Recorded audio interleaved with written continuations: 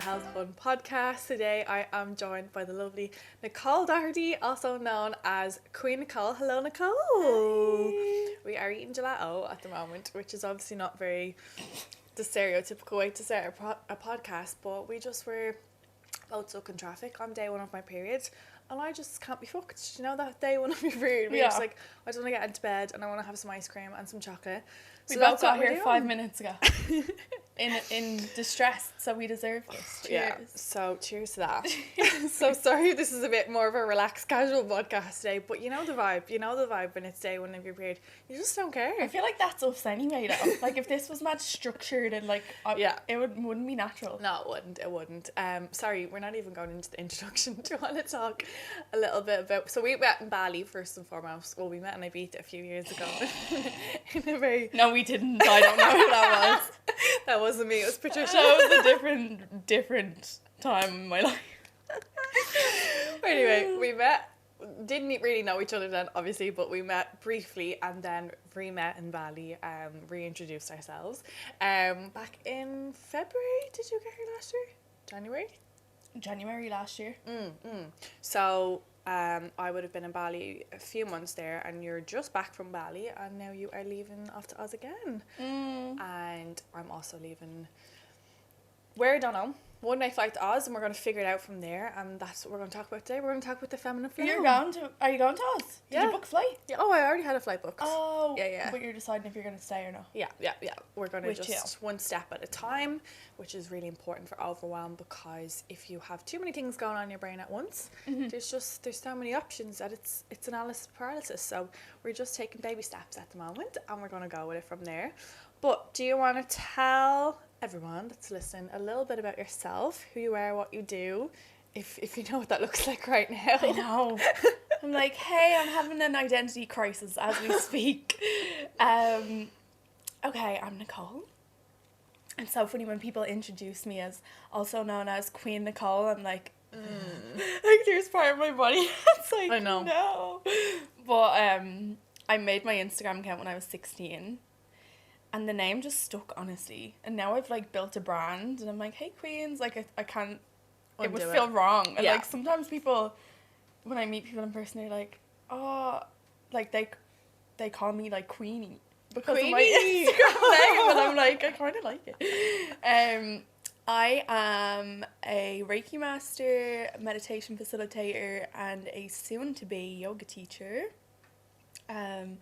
I run retreats. I'm very, I guess you could say, like, I'm very heavy into my own spirituality, and in the last, I would say, 2 years, I've been so pushed and called to guide other women on their journey. So right now my life looks like figuring that out. And day by day, I'm like we literally had a conversation last week at breakfast, and I was like, I don't know what I'm doing, like a week ago, yeah. But I think it's so normal, like I'm figuring it out.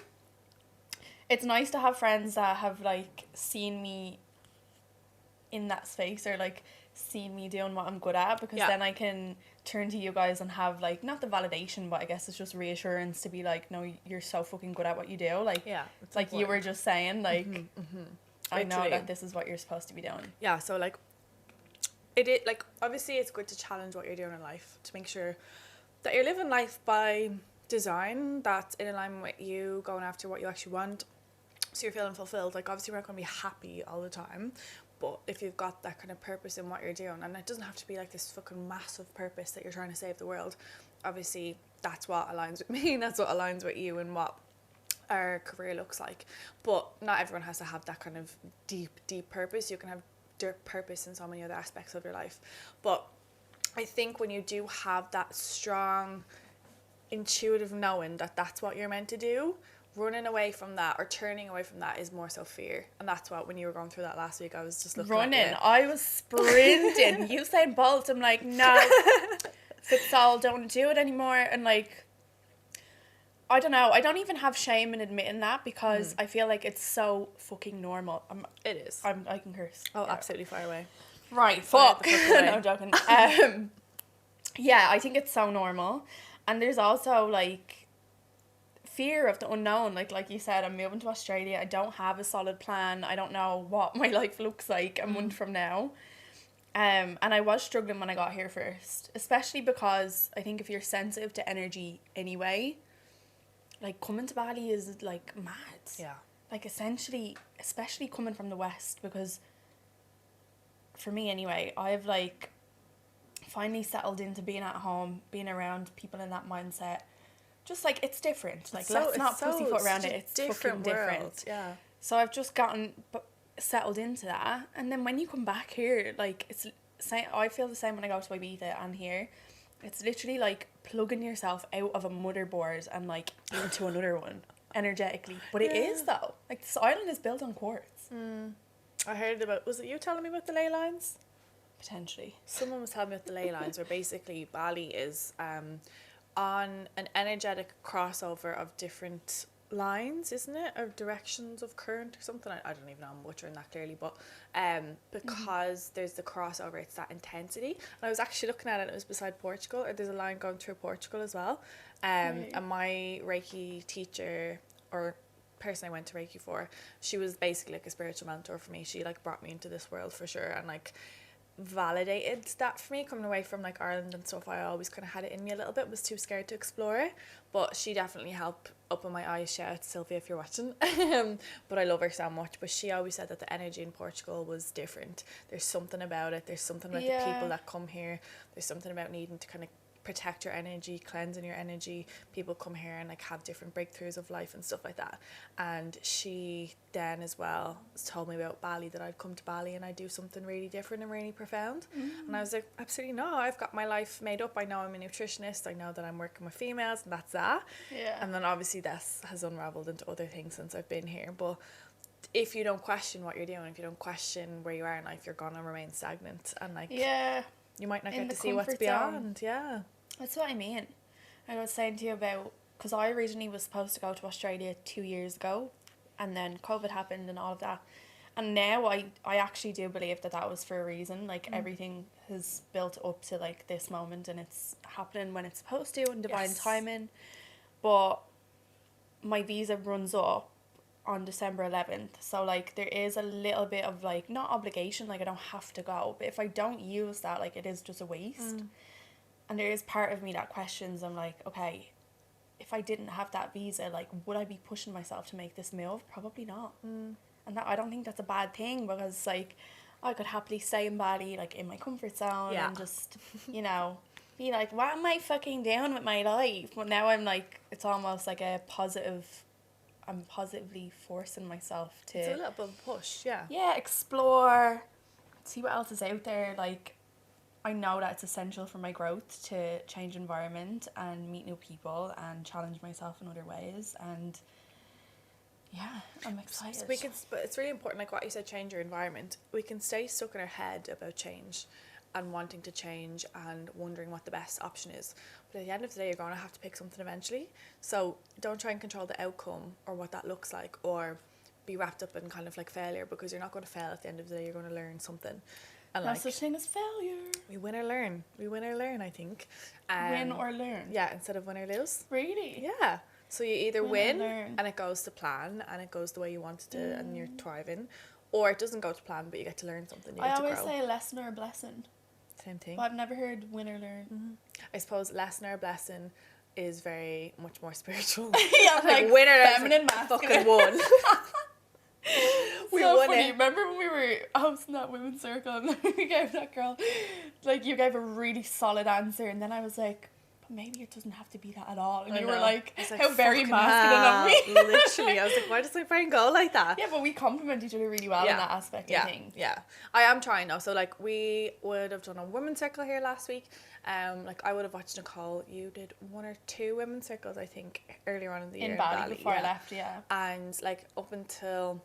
Some of the questions we got were about women's circles, and one of the, like, did I do any in Ireland before? I don't think I did. I think because I left during COVID times, nothing was really happening, obviously, because people couldn't meet up in person, and I'd never been to them before, and my first one would have been here in Bali, and I didn't really know what to expect, and it is that kind of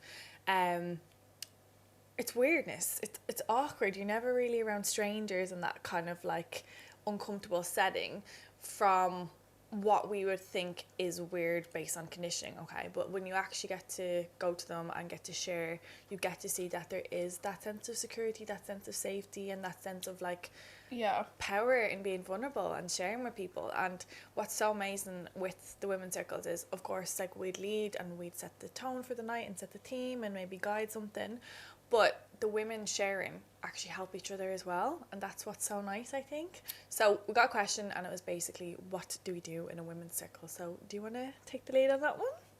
Sure.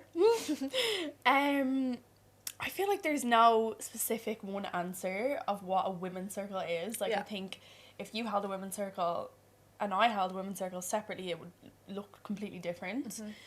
Essentially what it is a group of women coming together. Like, the answer's in the name, really. It's a sharing circle. So usually it would involve some journaling, maybe a meditation. Like I said, it's different for every person, but what the aim of it is to bring together women into a circle, feel safe enough to express, to be vulnerable without judgment. And honestly, if you've never been to have you read Men Are From Mars, Women Are From Venus? Not yet. It's on my list. I have it. Remind me to give it to you. Okay. You can borrow it, because that, I always rave on about this book. People are like, shut up. I'm like, no, honestly, I actually think people should be given this, like, in your first year of secondary school. Guys and girls need to read this book, especially before you start getting into, like, serious relationships and everything. But the whole, like, basically the book is, like, men are from Mars, women are from Venus. Like, we're literally from different planets. Literally. Like, we're not wired the same. No, like, we're not. So it talks about, like, before Venus was discovered, there was, like, the Martians, which is the men, on Mars, and if anything happens on Mars, if there's any problems, all the Martians go into their caves by themselves and they figure out a solution, and then they come back out when they have a problem solved. Mm-hmm. And they know what to do about it. And they don't give each other advice unless they ask for help. Okay, so they need that introspective time. Yes. Okay. And it needs to be like, there's a problem, I will solve it. And that's how they feel strong and, like, validated in their masculine energy. Okay. Whereas on Venus, so it's so funny the way the book, like, describes it. It's like, then one day the Martians discovered a different planet, and it's like them looking through a telescope or whatever. I can't remember what it is, but there's this, like, beautiful fairy tale planet Venus, and it's, like, fiery and enticing, and they're like, wow, what is this? And it's like how men look at women, they're like, wow, like, this is affecting me, like, I don't know what to do about these emotions, like, what is this? But on Venus, if there's a problem, all of the women come together and we sit in circle and we console each other and we hold each other and we talk about things and we, like, hug and touch, and it's so funny that is a representation of what we are, how the real world is. Yeah. And of course you can have a man that's in touch with his feminine, and you can have a girl that is more in her masculine. Like, that's totally normal. But sorry, I went on a pure tangent there. Important tangent. Yeah, but women's circles, like, I always say to people when we're in that, because sometimes it can be very uncomfortable for certain people to feel safe enough to be vulnerable, or maybe they really do want to share something, but they're just, like, it's too scared. Yeah, because it's not something that we get taught in school, or maybe if you're not very open with your family, like, that doesn't come naturally to share to a group of strangers. Yeah. But I always say to people, especially women, like, this is our nature. And once it takes one person to just be vulnerable. Oh, yeah.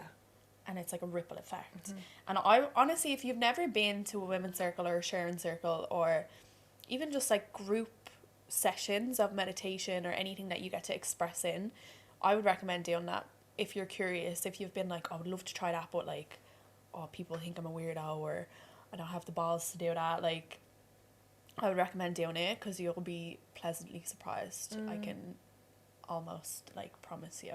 I even found it easier when I was going, because you're sharing with strangers. People don't know you, so there's no, like, obviously there's a certain element of fear of judgment, and, like, if you've ever been fucking bullied, like, you know, people, social anxiety pops up. But I think when, like, sharing with friends, I've no problem sharing one-to-one, but I think if you're in a group of people, not now, I'm fine now, but say when I was beginning to go to them or when I had other healing to do, sharing in front of like all my friends, it's like almost too vulnerable and it's almost overwhelming.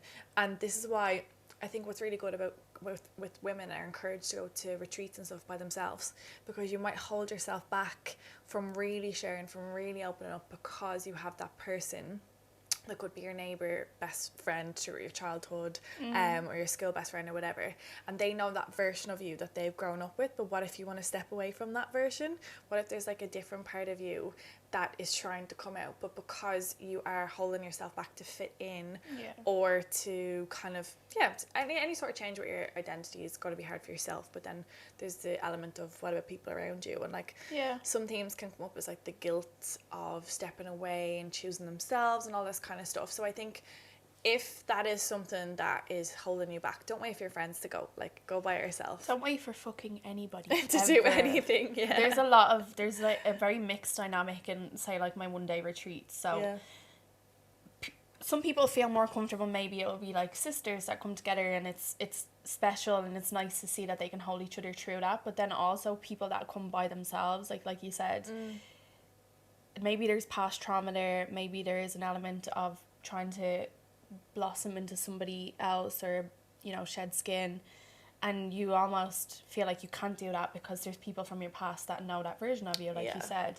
So people that come on their own, they feel that sense of freedom and like, okay, I can really reinvent myself in this realm, no one's gonna judge that. And it gives them a sense of like the new them on their journey, or like a little taste of what they can be without especially if they're dipping into their spirituality, because that can be something that's very challenging to do if your friends aren't quite there yet. But I think I spoke about in the last podcast with Jason was about that, like, if you're holding yourself back, you're also not only doing yourself a disservice but your friends as well, because by you stepping out of that comfort zone, it could inspire others as well, and give them the permission to start on this path and this journey as well. If your friends don't understand it, if they don't understand it, that's normal sometimes. Like some people, especially if you're going down a spiritual path, not a lot of people understand, because maybe some things that we're speaking about or some things that you're discovering is shining a light on things that they're not ready to deal with within themselves. So if they don't understand it, it's normal. But if they don't support it, they're not your friend. Straight out. So I'm like, understanding is one thing. Like, you can have a friend that if you like some of the shit I talk about, like my friends at home, they support it, but they at the start would be like, she's going off her rocker, like, do you know some what of I my mean? friends at home are the same, but they still support it though. Exactly. But even at the start, when they didn't understand it, they would say, right, well, I have no idea how we got there, but like, we love you anyway. But if they had been like, she's a fucking freak, like, see you later. Different. That's not your friends. No. So they didn't understand it, but they did always support it. And I just think, honestly, like, we're human beings at the end of the day. We're spiritual beings having a human experience. It's so funny, but like, it is true. But we are having a human experience, right? And we are herd animals by nature, so we want to feel wanted. We want to feel part of a group. Especially like peer acceptance in your teenage years is so fucking important. I'm like, why is that so important to us? Like, we need to flip the script. But it is, especially when you're going through it. And I know I have a lot of young girls following me, so this is for you. When you're in school and you feel like you have to impress or you have to be part of that group, and like, oh, what if they don't like me? And you feel yourself doing things that don't feel true to you. Like 5 years from now, you will not give a shit about them people. So, and I think, what's really special now is like this community and meditation and breath work and everything. It's starting to become more of a norm. We still have a long way to go, but it's more talked about, and it's more, I feel like people are more open to it. So there's people learning at a younger age about themselves, their soul, their inner being, like what's okay. Like, I just love seeing like young girls getting into crystals. And you would have been very young though when you started exploring all this, wouldn't you? Yeah. But again, so my mom is quite spiritual, so I am very, very lucky in a sense that I grew up in a comfortable environment to like express that and explore it, because I know a lot of people are not. Like some of the stories are like so sad.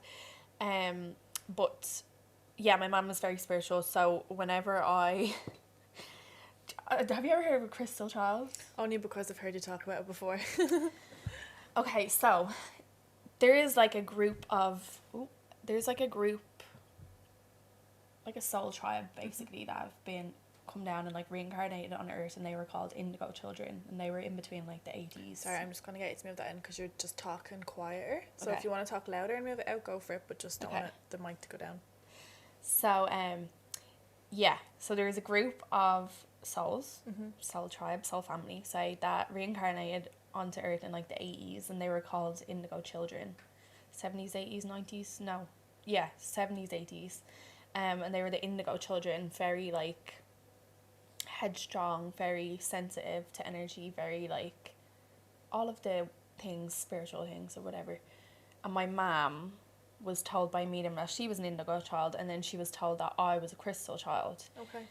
And it makes sense. So crystal children usually have like very big eyes, like a very intense glare. Like, you should have seen my eyes when I was a baby. Really? Freaked, like freaked. And they're big now, but like when I was literally like can't stop staring now. Yeah, and I like very magnetic energy, very sensitive, very empathetic, very creative. What would be the difference between the indigo and the crystal? So indigos are more like assertive. Okay. So they were like, we're coming to Earth because we have a fucking mission. Okay. Whereas crystal children, I think, are here to like raise consciousness and help people be like more star seeds. Yeah. Yeah. Okay. Yeah. So when I was younger, I was very sensitive to energy. I would like see things, hear things that I just thought were normal. So I would like see people. Oh my god, we're getting deep, people. Wow. I don't think I've ever like fully admitted this before, like in this way. Okay. But I would see spirits when I was a kid, and then whenever I would cry about it, my mum obviously would come in the room or whatever, and they would just say, "Oh, it's just your angels. Like, don't worry, it's just your angels." So I always thought, "Oh, this is normal," do you know? And then I went to school, and then I was like, "No, this is not normal." I'm like, "What do you mean you don't see spirits? Why is that not a thing?" Like, so very quickly I was like, "I'm a weirdo. Like, let me just close that part. Like, fuck that. I'm not even listening." So I learned how to shut that off really fast. But there was, my best friend Sarah will attest to this. When I was about maybe 13, 14, I would see this one girl in my room. I never really seen like features of her face, but it was like very light hair and like a white gown, and like I always thought, oh, that's so cliche, like a white dressing gown or like a hospital gown, and I was like, am I making things up? But there's no way that I was. Anyway, she used to come to my room every night, and I would be like, fuck off. Like, I was getting freaked out by it because I was like, I don't want to be this weirdo. Like, why don't you just go to someone else and leave me alone, you know? And one day, like, if I showed you my journal entries from when I was that age, you'd be like, what the fuck? I'm like, maybe one day I'll publish some. I feel like that would be so cool. Yeah, honestly. But anyway, yeah, I said to my friend Sarah one day, I was like, I need to tell somebody about this because I'm freaked, like. And I told her, and she was like, will you stop? And I was like, no, I swear to God, like. And she was like, Nicole, stop. Anyway, she didn't believe me, obviously, because she's like, why would she? Yeah. And then we were staying in my grandparents' house, and I'd never seen this girl, this energy spirit, outside of my parents' house. Okay. So we're staying in my grandparents' house, me and Sarah. And I remember we were lying in bed, just like chatting, giggling, whatever, and there was a full-length mirror in the corner. Mirrors. It's mirrors for me. And I just happened to glance over, and I seen the reflection of, I used to call her Blondie, because I was like, I don't know who she is. Yeah. I was like, and I started getting real weird, and Sarah was like, what's wrong with you? Like, the energy obviously changed. And she was like, what's wrong with you? And I was like, no, she's here. And Sarah was like, fuck off. She was like, oh my God, are you for real? Why would you even say that? And I was like, and then I started getting really scared, because I was like, I'd never like felt her presence outside of my parents as well.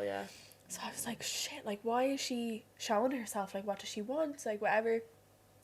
And then Sarah started, she was like, oh, come on then, Blondie, come out and play. Like, show me your hair and all this, right? And I was like, Sarah, stop. Like, we bawling in the bed.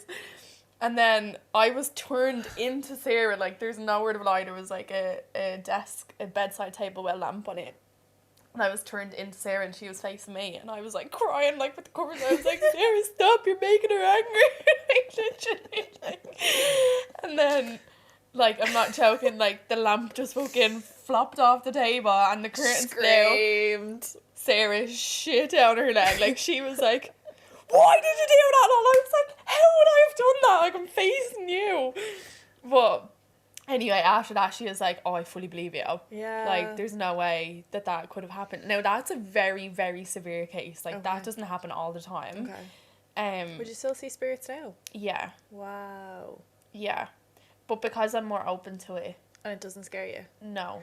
Like, Some of it still does. I'm not ever funny since there. Keg started seeing them in his house, Yeah. I'm shitting myself. And last night I was awake in the middle of the night. So since I moved into my new house, and I feel like I'm so not ready yet. But you know what's weird? When I'm meditating and I'm doing my Reiki, I'm like, I'd love a few messages. Like, go on, send me one now. Give me but a then download. when it comes to the middle of the night and I'm being woken up, I'm like, no, like, I don't want to know now. But that's like when it can happen. And like, so Kegs basically would see them. Kegs has shared this on a story, so I'm okay sharing this on the podcast. But basically, it would come through. It would come through the mirror as well. And I remember he left his mirror in my house before, and I was literally like, that thing's going outside. Yeah. Because Facing I was the like, wall. no, outside. It's actually not coming into my room. I was minding the stuff for him, and I was like, nope. But last night, I looked down and I could see the mirror, just the top of it, and I forgot that was kind of facing out, and I was like, I actually think tonight I'm gonna go home and I'm gonna turn that around. But the fucking it was just moving, whatever it was like a rattling of a bag like this, In your room? in my fucking room. And how did that make you feel? Really scared. Okay. So, like, well, did you shut your energy down then? Or you're like, I'm not open to this? No. So it started happening a few weeks ago. I know you're like, do I even want to share this? But no, I'm even like, I feel a little bit down sharing this, but this is the whole I've thing. opened the floor now. I mean, Yeah, that's no, as I far know. as it's going to get people. No, I'm more open to stuff. Like, I've done my Reiki now. I've come so far from being shut off to this stuff. I am spiritual, like, at the end of the day. I guess, like, I've always said on the podcast, like, dip your toe into things little by little. And now I guess I'm possibly dipping myself into this kind of world, which I don't even know if I want to do, but anyway. Yes, you do know. yeah. See, that's it again. No, that's it. It's like the pre-apologising before it happens. 'Cause Yeah. it's uncomfortable. You're Yeah. like, oh, do I even want to? I'm like, yes, you do, or you wouldn't be doing it.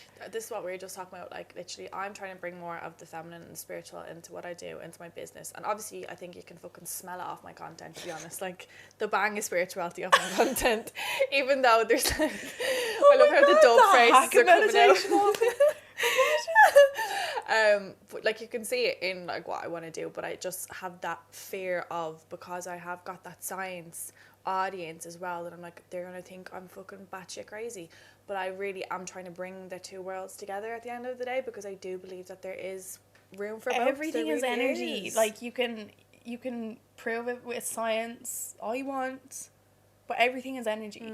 And I think what you're doing is actually amazing. Thank you. I really do. I'm actually proud of you for like pushing through that and bringing this element into it, because your body is one thing, and like obviously that's really important to know the science and like the parts of your actual body and like what you're saying about, what is it, like your mind and gut connection. Yeah.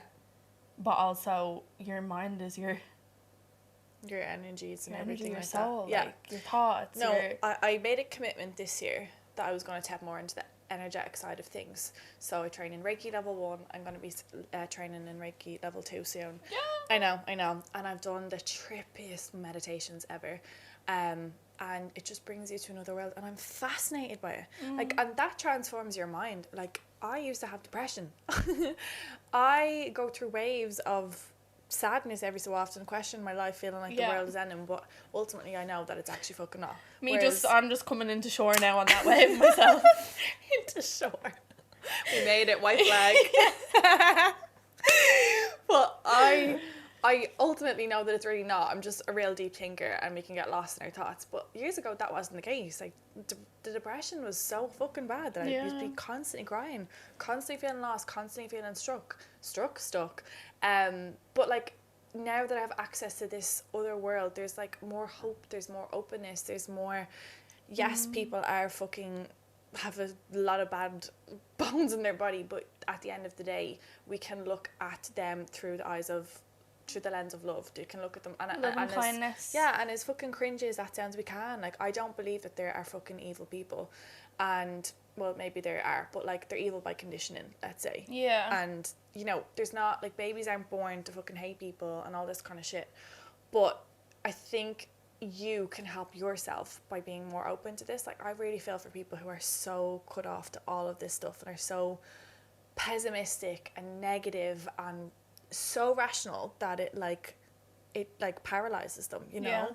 Yeah. I feel that there is, obviously, you need your rational thinking. You can't be so, like, we were laughing, you were saying that you're so feminine sometimes that you need to bring in the masculine and you need to bring in the rationality. Sometimes I go so far the other way that I'm like, yeah. Come back, Nicole. Yeah. Come on, it's time. You're like, you can't just float through life. You actually need to take action sometimes. And you do. And it's important to learn. It's important to read. It's important to study. It's important to open your mind to that kind of more knowledge, challenge your beliefs, challenge your conditioning. And that side of things is really fucking important, as is investing in your physiological health.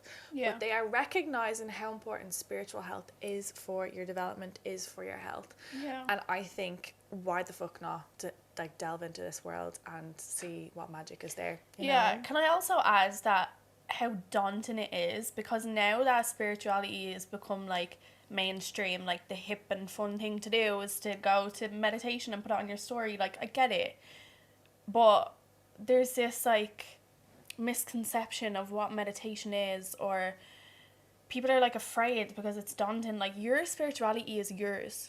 That's it. There's no definition of what that is or what that means to you. I think what you're saying about, it's really sad when people are so closed off, so like pessimistic.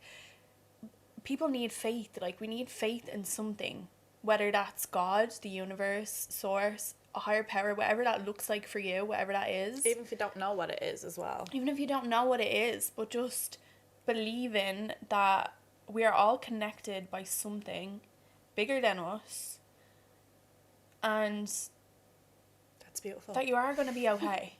Like, no matter what, you are going to be okay. I think people get so like science trapped, and they're like, well, that's not true because this equals this, and this is the facts. And you're I was atheist at a point in time. Full on atheist. Like, because you're coming away from the Catholic Church, right? Yeah. I probably was as well. Like, your religion is your version of spirituality, right? And obviously I copped from fucking very early on that I didn't relate to that. No offense if anyone is. But just what you're seeing in the Catholic Church now. Why is this the 4th podcast in a row that we're talking about the fucking Catholic Church? Because it's so heavily ingrained into us as Irish women. Yeah, we have to There's acknowledge no fucking escaping it. Like, yeah. Do you know what's so funny that you mentioned that? When I go back to Ireland, I discovered this the last time I was there, right? When I go back to Ireland, I always am like heavy. Like, I'm like, oh, I don't want to be here. And I for so long I was like, why do I feel like that's so bad? Like, this is my culture, this is where I'm from. Like, I should be just buzzing to be back on Irish soil. And I do be for like a day or two. And then I feel so heavy, and I'm like, oh, I need to get out of here. And it's because I think now I've discovered it's because the collective energy, like, as a nation, we are still holding so much ancestral trauma of like what happened. I just got shivers all over my body. Yeah. Of what happened, and like Catholic guilt, all of it, like all of the shit with the church and all of it. So I know you're saying like, why does this keep coming up? But it's coming up for a reason. Yeah, it's like, important to talk about it. It's still heavy in our culture. Even this year for myself, so I would have spoken on the podcast about like how I think anyway that dancing would have helped me with sexual trauma, and I would have done pole dancing, and like for me that was like, who the fuck do you think you are doing pole dancing?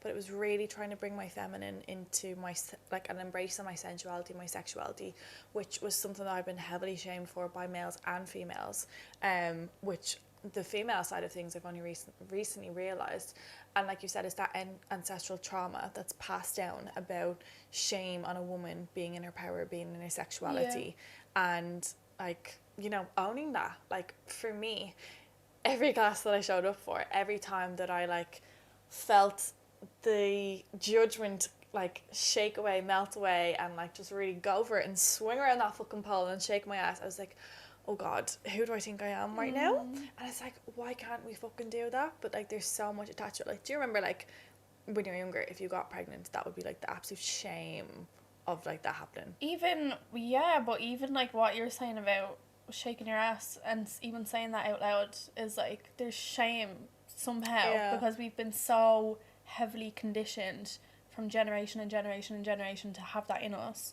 When again, we're feminine by nature. Like we're dancers at heart. Like that's what you do. The element of our sacral is water, and that's flow and movement and adaptation, and like that's what we are. Like our bodies are 60% water, 70% water. Literally, there's no escaping that. And I think what's important now, and like these conversations, it's been spoken about more, is empowerment in women and knowing that like it's okay to be sexy. And what you were saying about bringing spirituality into your work because it's been so science-based, or because you have science-based people that will have an opinion. It's like, who told you that you could only be one or the other? And that's how I really struggled for a long time, because I was the party girl. And I even say that in the past tense, like I'm still her. But it's like, I did seasons in Ibiza and I was that girl that was like fucking twerking on the table. I was like drinks and making sure everybody has a good time. And then I came to Bali and like really stepped into my spiritual side, which was also always there, but neglected. And then I was like, oh, I can't be going out drinking anymore now, because I can't be that girl when I'm meditating and promoting like, you know, self-development. And literally, yeah. But why can't you be spiritual and sexy? They literally, like, who made the rules of what you can and can't be? Why can't you have a thriving, successful business that is science, facts, whatever, and also holistic and spiritual and energy-based?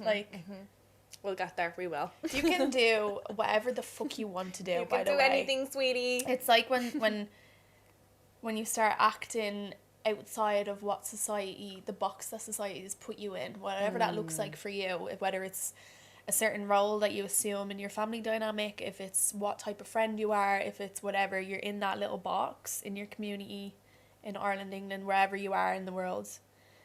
And then when you start to jump out and explore a little bit, people go, oh, wait, get back in your box, because it's uncomfortable for them. They don't know how to deal with it because they're in their little box, happy and not moving, you know? So, yeah. Also, you know, I was just about to say, my head mangled. Remember when you were like to me, when we met for breakfast, and you were like, are you okay? And I was like, no, not really. No, I'm not. But even all these conversations and like everything, I said this to Danny the other day, we were having like a really deep conversation, and then afterwards I was just like, do you ever just think like none of that matters? None of what we identify with? No, anything. Yeah, I like thought anything about this that we're talking about. I'm last week I thought about this, and I was just like, why am I going down this hole right now? Like, where am I going with this? But it does, and then it makes you think, what's the point of like fucking living sometimes? And I'm like, whoa, where are we going with this one now, Orla? I was just kind of like, what's the not what's the point in living? What's the point in life? Sorry, I said that very, very wrong there. Let me like, what is the purpose of life? Yeah, like kind of like, I have so much purpose in what I do. I have so much passion in what I do. I have surrounded myself with the best people. I have changed so much in my life, and I feel so grateful. But that last week, that moment was just like, well, if I don't really know what I want to do, which I obviously know what I want to do in life. I obviously know who I am. I obviously know all these things. But these rabbit holes you can go down every so often that just make you a bit like, what the fuck is the world? Well, yeah, but that's the human experience coming into play, and that's what I mean. It's like... yeah, but we don't need to do that all the time. No, not all the time. But I literally, right after I spoke down, my brain went, none of that matters. And I had that realisation because I obviously when I came back here was really struggling, like emotionally, and for me that's scary because I'm usually very good at like understanding my emotions or being able to like sit with it and deal with it, but I couldn't, and I was like, what the fuck? But like, you have to recognize as well, like moving from place to place. Like I think this is something we should talk about. Like you've lived in a suitcase for how many years? oh, so many I'm done. Like I've been in it for the last 2 years now. I think 6. I can't even remember how many years. 2 years, I think. Anyway, that is different environments, different cultures, different people, different energies, different jobs, different routines. You know, there's so many different elements of that. So you have to recognize that, like, you've just come to a completely different place. Yeah. Of course, that's going to shift something for you. You're not going to feel settled straight away. Yeah. And like we're saying, Bali is such a different place. Like, I think Bali is a place that will make you transform.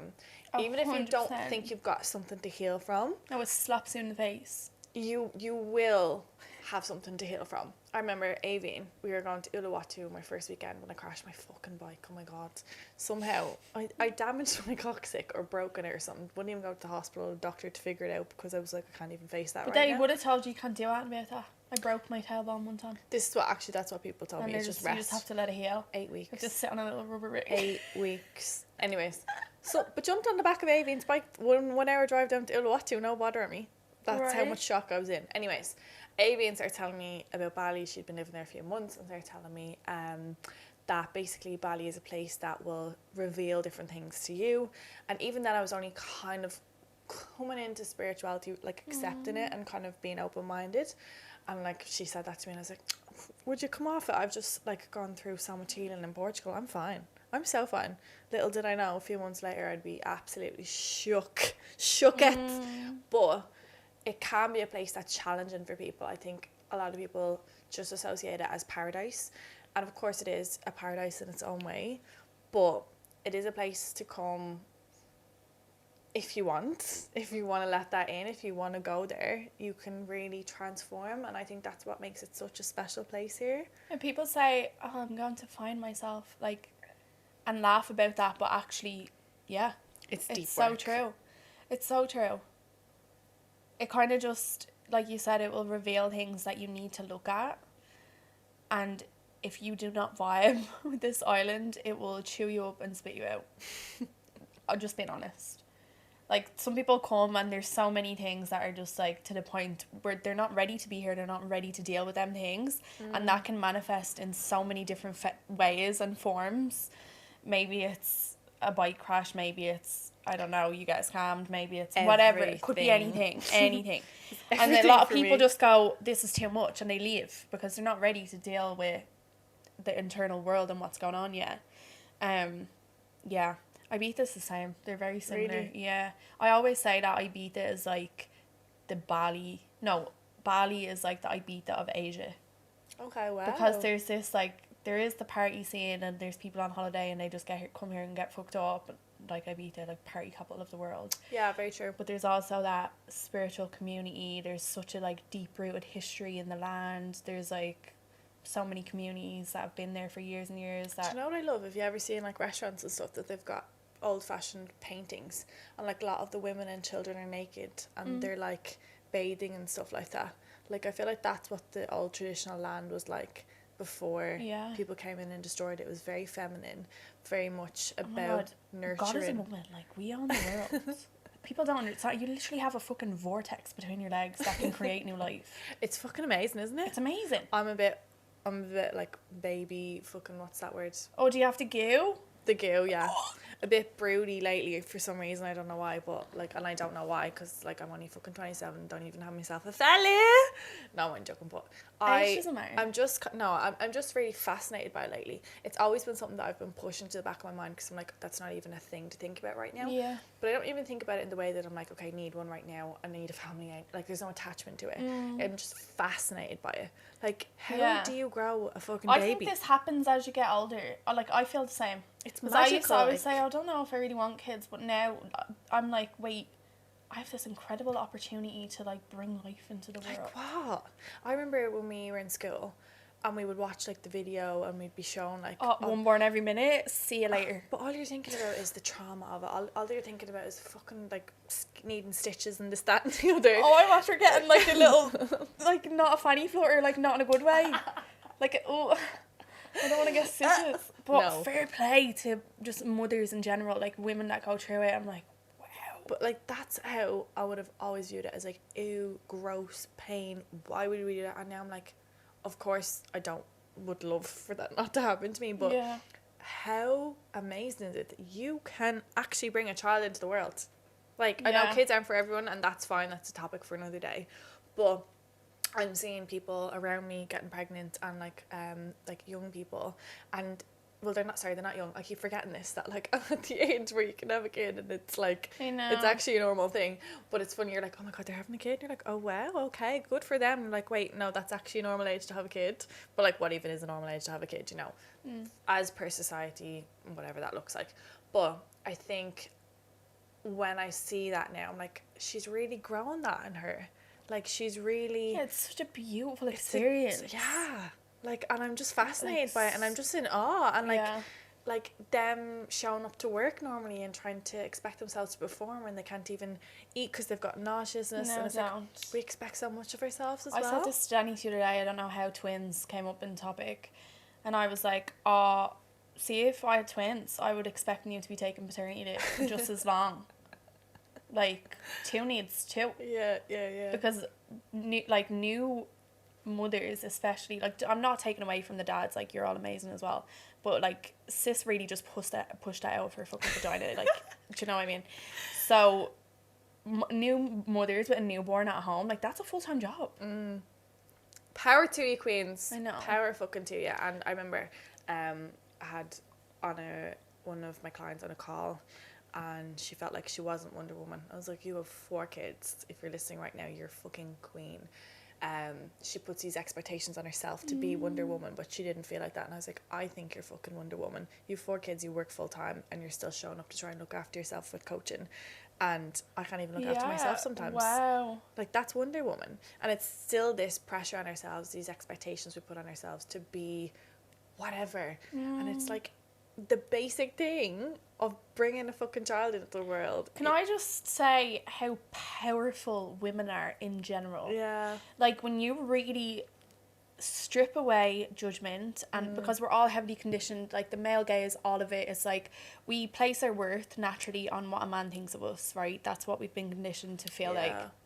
So when you strip that away a little bit and start to like pour that same love and energy into yourself and go on this self-love journey and really realize like how much power you have. But I think that's a really important point, is that condition of self-objectification. We just diminish ourselves, diminish our worth to being an object of desire. Yeah. And with that can become shameful, and that's why we can put these barriers, these boundaries up. Not boundaries, sorry, these walls up. Boundaries are healthy, walls are not healthy. Of being very masculine and not being feminine, being ashamed to be in our feminine. Like, it's like literally the culture of male is that, I remember I was in Lisbon, right? Sitting on my balcony, had just come from Bali, had gone to Italy first where it was fucking freezing, and then when I got to Lisbon it was really hot. So you bet I was absolutely on my balcony. Obviously it was on the main shopping street, everyone was looking up and laughing at me, and I was like, I actually don't give a fuck right now. Everyone can look at me and laugh, but I'm having time of my life, sunbathing for the first time in fucking weeks, feeling warmth on my skin, not feeling pneumonia. But men stopping across the street, literally stopping, pretending they weren't looking, and every few minutes they'd be like this and then be stopping. One started recording me. One man started recording me. Inappropriate. One little dirty old pervert started recording me. And I literally looked at him in that moment. Of course, you've got the anxiety in your body, and you've got the like, fuck, am I doing something wrong? Should I shy away from what I'm doing? Should I shut down my feminine? Should I hide my body? And then I was like, fuck that, no way. Like, I'm staying here. I've decided that by just existing in a bikini on my body does not make me, I'm not doing anything wrong. It's him that has the problem. So I literally sat there in the moment, obviously shaking and angry and all of the emotions, just gave him the finger, and I was like, fuck off. And in that moment he literally looked to the camera, and then he's like, hey, no. I was like, no, fuck off, like literally fuck off. And I was like, I will start roaring at this chap if he doesn't fuck off. And I was like, isn't it funny how I could be the one that's making the scene because I'm up on a bikini and the whole thing of like I was asking for it and all this kind of shit. But it's like, who gave you permission? That runs so deep. That could go That's so a whole deep. podcast, but it's like, who gave you permission to do that? Yeah. And I think to objectify me? You know? I'm not by any means like justifying his behaviour, but they don't know any better. And that's why I'm like, this needs to be constant conversation. Yeah. And women feeling powerful enough to stand up for themselves and realise like how amazing they are. And that they don't have to put up with that. And, like, men also being educated on that's not how you treat a woman. Yeah. But, like, for how many years and years and years, they have been allowed to do that. And for him to, it's like, again, the telescope, you're like, what is this? Like, their nature is to be, like, infatuated by a woman's body or whatever. Control that sexual energy, bitch. Yes, exactly. Now we're being sexualized and objectified, like you said. Yeah, and I think once we start to harness our sacred energy and really bring that into the world and feel safe in our feminine and really heal from anything that has caused you to close that down or to shy away from that, it's really transformative. And I would have been always very masculine, and I would have identified myself as someone who's very efficient, very driven, very this, that and the other, not allowing that softer side. And like I was a strong person, even though I'm an emotional person, and because I'm emotional doesn't mean I'm not strong. You know, it is really about unpacking. Maybe you are more in your masculine, or are you masculine by conditioning, you know, really. And if you are more masculine, you can bring more of your feminine, and if you are more feminine, you can bring in more of your masculine. It's really, again, like you said, there's no boxes, there's no rules. It's just really about embracing everything that makes up you in your energetic state, and it's really without judgment. Yeah, and knowing that it's okay to be exactly who you are, whether that's more feminine, more masculine, sometimes more feminine, sometimes more masculine, sometimes balanced. Like, it's all okay. And I love a lot of like the sensual dark feminine is starting to come up more on Instagram, because it's not all about love and light, it's about being messy. Like, literally me today sitting on the couch, I was moody as fuck because some little bitch in traffic coming up to me, and I was like, little bitch. I know, but I was like, you know what, this is the part of the feminine as well, that I was just like, it's day one of my period and I've got these moody kind of thoughts, I've got this in me. Hormones. Of course, and of course I've got this bubbly, energetic, positive, happy, genuine, whatever side of me, but I also have got this hormonal, this other side of me with the energy of the feminine. Our divine feminine is like wild and messy. Like, she's like a wild warrior. Like, that's what feminine is at the core of it, is like creative. Like, that's what I was saying about the water element. It's like ever changing, moving, flowing. Like, we are messy, wild beings, and that's why somebody who is so strong in their feminine, people that are in their masculine are intimidated by it sometimes. So it's like, I don't know if I could hold her through that. Like, and also remember, you are not intimidating, they are intimidated. I just want to clarify what I said by little bitch, because that's not me attacking another woman. She literally came up next to me and beeped at me, right? Do you know when people have to come this opposite way and all the bikes block them? And that they're blocking was terrifying. And she was beeping me to move because I was blocking her, even though she should have waited way back there in traffic. So she's beeping at me in my face. Behind you? Yeah, came up behind me to try and because she's being confronted with her own actions with the bikes coming the other way, she's beeping me and goes, what are you beeping for? What are you beeping for? What are you at? And then she zooms on past and nearly crashes into someone. And I was like, little bitch. So she deserves that title today. But that was my hormones. And I was like, I'm absolutely on my period. So it's like, I'm going to get me and Nicole gelato because fuck this shit. Yeah, I loved that. Thank you. You're welcome. But this was nice. We spoke about... like we need a part 2. Like, I could literally sit here for days and days. Yeah, we could. We could talk about all these topics. And like, we obviously touched the surface with some of those. And literally you can go for days with those topics, but thank you for coming on. Thanks for having me. It's been a pleasure. Can you tell everyone like where they can find you, maybe how they can learn a bit more about you and connect more with what you do? Sure. So my Instagram is at QueenNicoleX or Fitsall by Nicole. I have a retreat next year in Ireland. I think I'll have a couple of, I think because it's not solid yet. Like I said, I'm still just riding that wave back in to the sand. But I do have a retreat next July in Ireland, a 5-day retreat, which is going to be magical. So if you're interested in anything, card readings, Reiki, whatever, you can just get me on either of those accounts. Amazing. Well, thank you so much for coming on. Thanks for having me. I hope you all learned something from this. We went weird, we went wonderful, we went all of the things, just to open up your eyes. And like I said, as always with spirituality, dip your toe into what feels comfortable for you and then climb that ladder from there. That's all you need to do. You don't need to, like you said, Nicole's talking about seeing spirits, and I'm literally like shitting myself. I don't need to go there just yet. But you can still have conversations, you can still be open-minded, and you can still explore what feels right to you. If you found this episode valuable and you would like to pass it on with a friend, please feel free to do so. Tag us, give period brain. It's like baby brain, but period brain. Go give Nicole a follow. Go give Nicole some love, give her a follow, and any rates and reviews are very much appreciated on the pod as always. Thank you for listening, and see you next episode.